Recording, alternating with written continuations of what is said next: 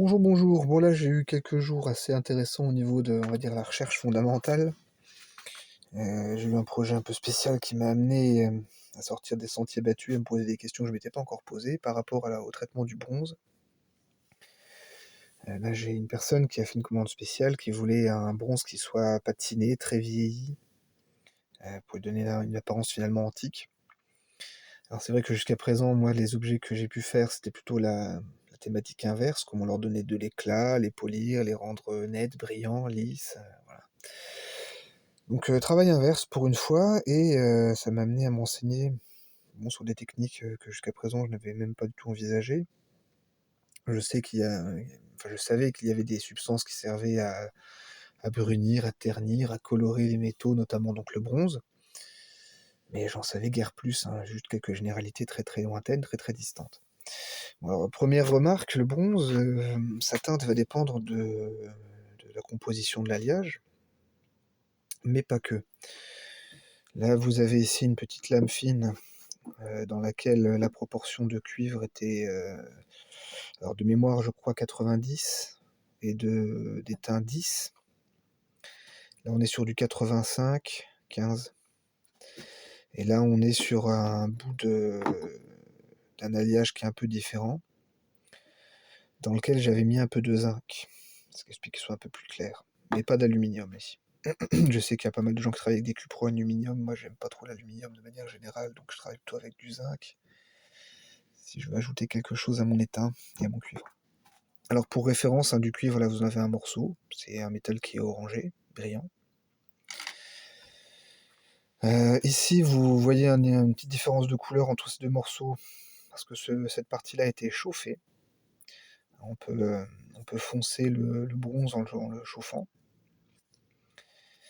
Pas trop, parce qu'après ça altère la structure du métal. Rappelez-vous que c'est un alliage avec des métaux qui ne fondent pas aux mêmes températures. J'avais fait une vidéo sur les différents métaux, vous pouvez toujours la retrouver sur la chaîne. Alors ici, ce sont les réalisations que j'ai fait pour ce monsieur. Ici, pour info, vous avez une petite gouttelette du bain de bronze qui a servi à traiter la commande. Donc, c'est un anneau inspiré d'un motif celtique que j'ai réalisé alors initialement avec un fil de cuivre tressé sur lui-même.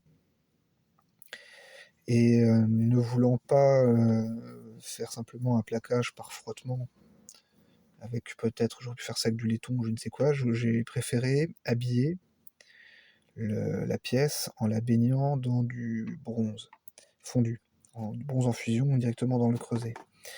Alors ça n'a pas été simple, j'en avais réalisé 7, 4 ont réussi à survivre, 3 ont été totalement délités pendant l'opération, et des 4 qui ont survécu, il y en a un seul qui me donnait satisfaction, c'est celui-ci.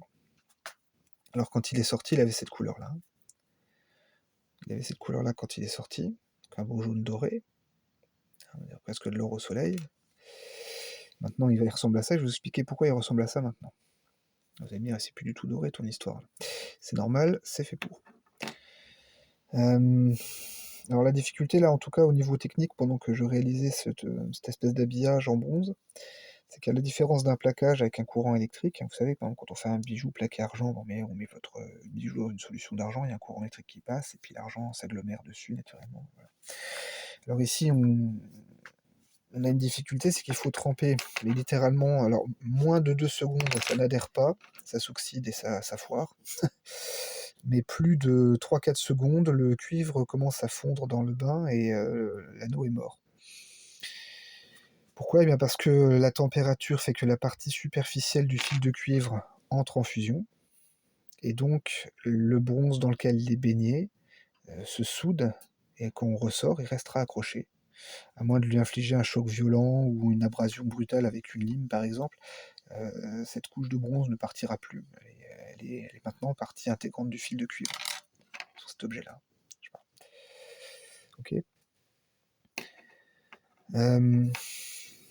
Donc là, pourquoi est-ce que maintenant il est aussi terni? Parce que le monsieur voulait un objet qui ait l'air vraiment ancien et antique, comme s'il sortait, vous savez, d'un site de fouilles ou quelque chose comme ça, j'imagine.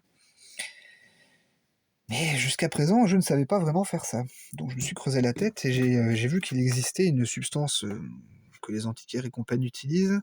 Ils appellent ça de la tourmaline, bah, comme le minéral. Mais ça n'est pas ça. C'est une patine liquide, hein, c'est un produit liquide qu'on applique au pinceau qui permet de vieillir le bronze et de le brunir. Je n'en ai pas à ma disposition, je n'avais pas le temps, hein, parce que je pense que le monsieur n'aurait peut-être pas eu la patience que je fasse ma commande, que je me fasse des livraisons de 15 jours ou Dieu sait quoi, que je récupère le truc, que je fabrique le truc. Bref, on était parti pour X semaines d'attente. Je me suis dit, comme bien souvent, je vais essayer de me débrouiller moi-même avec les moyens du bord. Alors pour trouver de quoi la tourmaline est faite, ça n'a pas été une mince affaire, c'est un secret de fabrication des entreprises qui en produisent.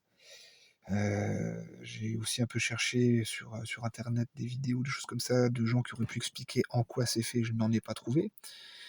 Donc j'ai farfouillé de manière, on va dire, acharnée, et j'ai fini par comprendre et trouver que dans ce qu'on appelle la tourmaline, on va retrouver ces substances-là.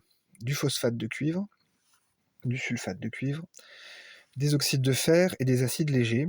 Moi, j'aurais pu écrire léger, mais bon, on a des acides légers. Alors le phosphate de cuivre est là pour justement donner la teinte. Le sulfate est là pour aider l'homogénéité de la coloration. Les oxydes de fer sont là pour brunir. Et les acides sont là pour servir de mordant. C'est un terme qu'on emploie en teinture pour les vêtements, mais vous voyez ce que je veux dire. Ça sert à ce que la pigmentation accroche mieux à la cible, quoi. Alors, est-ce que j'ai à ma disposition du phosphate de cuivre, des sulfates de cuivre? Non. Des oxydes de fer, oui, parce que c'est de la limaille de fer, hein, voilà, il suffit de passer un coup de lime sur un morceau d'acier et zou, on peut avoir des oxydes de fer assez facilement. Les acides, dans l'occurrence ici, ce sont des acides qu'on peut se procurer dans le commerce. N'imaginez pas que c'est des machins, c'est pas la cuve d'acide dans laquelle on jette le joker, quoi, je veux dire. D'accord. Bon. Donc, mais voilà, c'est surtout ces substances-là qui étaient difficilement, voire pas atteignables à mon niveau. Donc j'ai dû me creuser la tête pour trouver autre chose. Alors il y a d'autres pistes qui sont possibles pour aller ternir du bronze ou le vieillir. Alors on aurait pu très bien déjà pour commencer laisser la pièce de bronze à l'air libre sous les intempéries pendant X jours voire semaines, et on obtiendrait un résultat de patine naturel littéralement, hein, l'objet se patinerait par la force des éléments. Mais une fois encore, ça prendrait un temps long, et j'imagine qu'un client n'a pas forcément que ça à faire d'attendre 6 mois que le truc pourrisse au soleil. Donc, d'autant que cette méthode-là serait assez chaotique, on n'aurait aucune garantie du résultat final. Alors je me suis demandé comment je pouvais faire autrement. J'ai trouvé que le sulfure d'ammonium pouvait teindre le bronze, pouvait le brunir et le colorer. D'ailleurs, plus on met d'ammoniac et plus on peut foncer la chose. Mais là, on a une combinaison de substances pas sympas qui forment elles-mêmes une substance pas sympa, et j'ai assez rapidement abandonné l'idée. J'ai trouvé aussi que le nitrate de fer 2, alors c'est pas la suite de nitrate de fer 1, attention. Le nitrate de fer 2 a la propriété de verdir le métal sur lequel il est appliqué, parce que les ions de fer pas les ions, mais enfin, peu importe.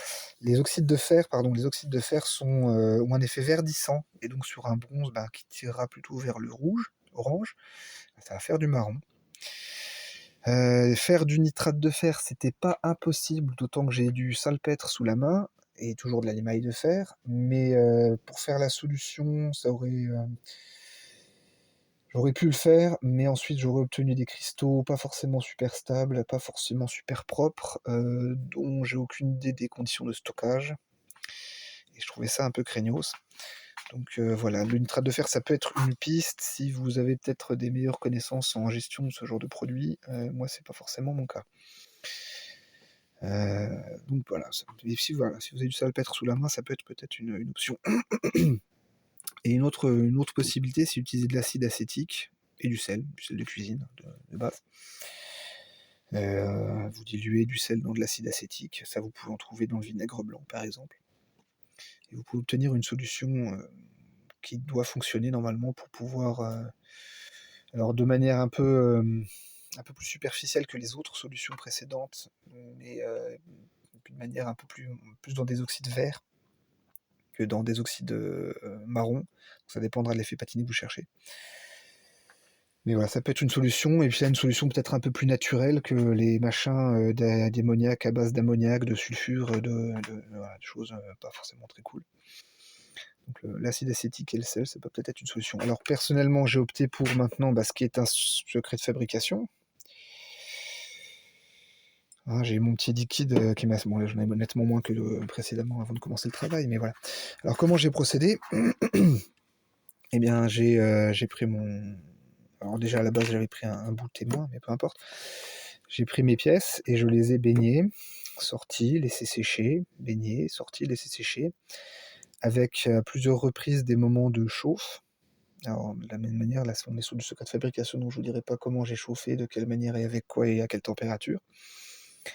Mais voilà, la chaleur pouvant altérer légèrement la coloration, il y a eu des moments de chauffe. Et donc, on arrive à des objets, vous voyez, qui, en partant de cette couleur-là, obtiennent cette teinte-là. Bon, en tout cas, le monsieur est satisfait. Là, j'ai échangé avec lui. Voilà, ça a l'air de lui plaire. Il faut être patient parce que là, la tourmaline, la vraie tourmaline, a l'avantage d'être quasiment instantanée quand vous l'appliquez. Les tout premiers bains, le premier bain que j'ai donné à ces articles-là, la différence était infime. Bon, voilà, c'était à peine teinté.